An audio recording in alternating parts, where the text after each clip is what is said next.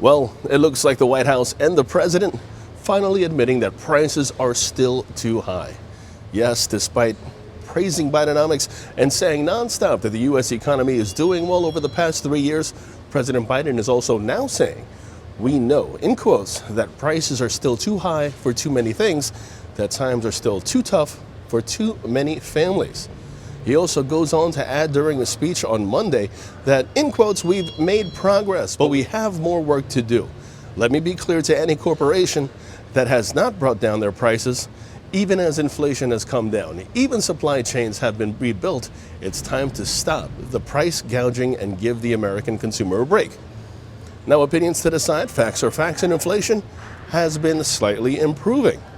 But the key word is slightly, because since taking office, inflation during the Biden administration is soaring. Now, it's kind of like being told 3 years ago that your rent is going to double, and 3 years later, as your lease is ending, the landlord is now saying, let me give this guy 10% off, 3 years after the doubled rate. And if you want to just touch on it, the real reason rates are lowering is because of the constant Federal Reserve rate hikes. Yes, the rate hikes, they have worked. Annual inflation has cooled this year due to aggressive interest rate hikes, which has happened all throughout the season. If you have been watching the content on this channel, though it remained at an elevated 3.2% in October, and interest hikes don't come along without some financial stress, something to offset it. Another rate hike to ease inflation has pushed the average credit card rate to 27.81%.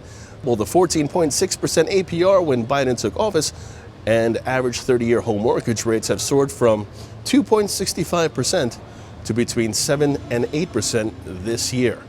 But according to the president, prices are still too high and argued that companies should lower them after an 18% jump in consumer costs since he took office. Now, inflationary pressures, supply and demand, high credit rates, soaring mortgage rates, rental rates through the roof.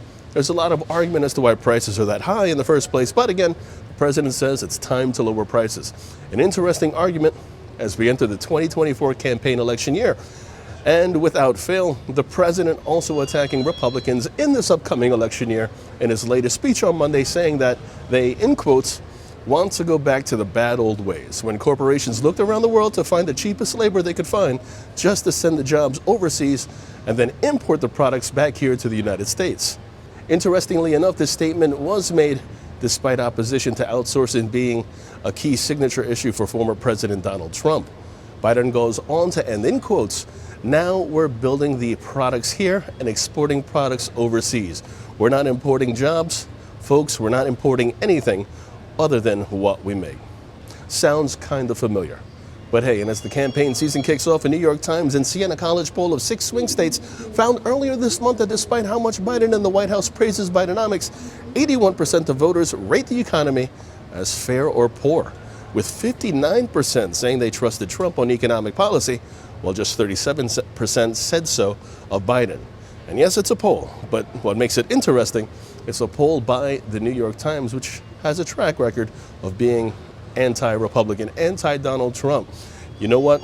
In summary, the president wants companies to lower their prices because he thinks they need to in order for people to get a little bit more financial freedom.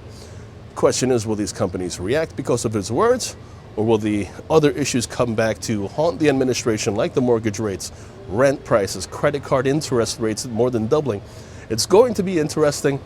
And one final point, get prepared, America. The upcoming election season is going to be a wild ride and will affect everything, including the markets. Maybe the wildest campaign election season we will ever see. In other words, buckle up, get ready. It's coming. From out on Wall Street, I'm James Sweeney.